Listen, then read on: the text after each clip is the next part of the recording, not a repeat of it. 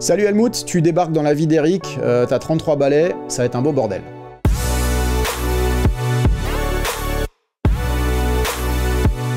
La première fois où tu montes sur scène, effectivement, tu as 8 ans, tu vas commencer à répéter une pièce de théâtre dans ta ville natale à Forbach, dans le 57. Et puis très rapidement, tu vas la jouer, cette pièce, devant 1000 personnes. Et ça va être fou parce que tellement petit de recevoir des premières applauses, tu ressens un truc qui te dépasse parce que tu comprends déjà que c'est pas normal d'avoir autant d'attention sur toi. Cette espèce d'énergie improbable, et ben, elle a provoqué quelque chose en toi qui va finalement déclencher une quête. Et puis t'en sortiras pas, quoi. La musique va arriver dans ta vie en 5e, 4e par là, où tu vas commencer à rencontrer des mecs qui jouent un peu, qui commencent à se mettre à la gratte, à la basse, à la batterie. Tu vas très vite être confronté à ta réalité, c'est-à-dire que tu vas faire des petits boulots pas terribles, et que tu vas petit à petit essayer de convaincre des gens de travailler avec toi, de monter un répertoire, d'écrire tes premières pop songs, d'aller démarcher des labels, de trouver des salles de concert qui veulent bien t'accueillir. Et donc tu vas rentrer dans le concret de ce métier qui n'a absolument rien à voir avec ton rêve, puisque ton rêve, il matérialise une finalité, qui est d'être sur scène, de briller, d'avoir des chansons qui marchent, d'avoir un public qui crie ton nom. Rêve de gosse, quoi, vraiment. Tu te prends pas une énorme claque dans la gueule, tu t'en prends deux, des deux côtés en même temps, comme ça. Tu sais, avec la main de Bud Spencer. Allez, cultivez-vous, les plus jeunes, allez voir qui est Bud Spencer, Terence Hill, Bud Spencer, le mec, il a des paluches. Comme ça, il met des gifles, il a même pas besoin de mettre des coups de poing. L'humiliation suprême que tu vas connaître en recroisant tes anciens collègues de ton dernier job, tes anciens collègues de BMW, alors que toi, tu es sur ta Golfette au Mondial de l'Automobile et que c'est à toi de les emmener vers le hall des voitures premium. Et le soir en question, tu vas avoir, comme dirait Doc Brown, une révélation. Tu vas te bourrer la gueule, tu vas pleurer, tu vas avoir envie de te pendre, mais tu vas très rapidement t'en sortir grâce à un documentaire télévisé, Lagerfeld.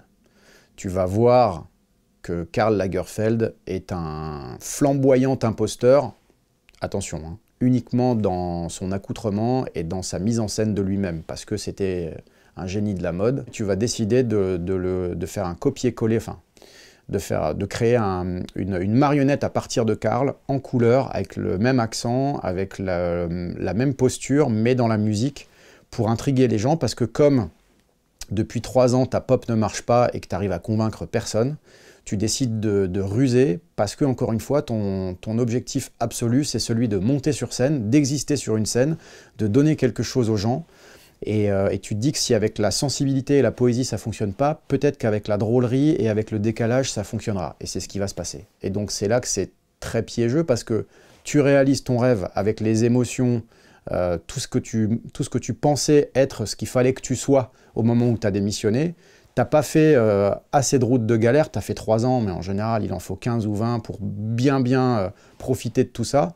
Mais le moment où ça te tombe dessus, c'est trop soudain et c'est trop gros, donc t'en profites même pas comme il faudrait. Et puis c'est surtout pas la musique que tu voulais défendre. Finalement tu deviens un peu cette rockstar, mais en trichant. Tout est faux dans la musique que t'as créée, sauf que tout est vrai en termes d'émotion. C'est ça qui est paradoxal et c'est ça qui est ambivalent. Tu vas finalement aussi, au fur et à mesure des années et de ton parcours, te pardonner le fait d'avoir créé cet avatar et d'avoir mis un pied dans le faux pour aller dans le vrai, mais le vrai n'arrivera que 15 ans après, mais ça, tu le sais pas encore en 2009, tu vas en chier. Tu vas te rendre compte que l'industrie musicale est perverse parce que déjà c'est une industrie, donc elle est là pour gagner de l'argent, et t'as beau être artiste et t'as beau mettre tes couilles et tes tripes dans ce que tu fais, pour la maison de disques, tu restes un produit. C'est-à-dire qu'un produit, c'est périssable. À partir du moment où il n'intéresse plus, à partir du moment où on ne le consomme plus, où on ne l'achète plus, eh ben on le change. C'est la deuxième double gifle de Bud Spencer. Je leur dis, mais c'est là maintenant qu'il faut m'aider, qu'il faut me porter, c'est là maintenant que je vais faire ma vraie musique,